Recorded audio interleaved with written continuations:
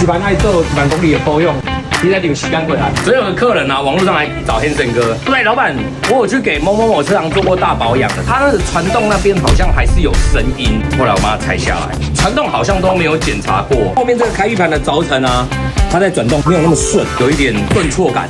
刹车油只换了左边，右边没有换，啊，我2边都有在用，为什么只换一边？他说我进去，我也不知道保养做了什么，车子好像又怪怪的，他觉得老板我不是花钱的吗？为什么没有好？传动那边我忙客人重新做清洗，给予基本的明细，还有传一些施工照给客人，我觉得都是基本的。记得一点，找 Hanson，我在万华等你来。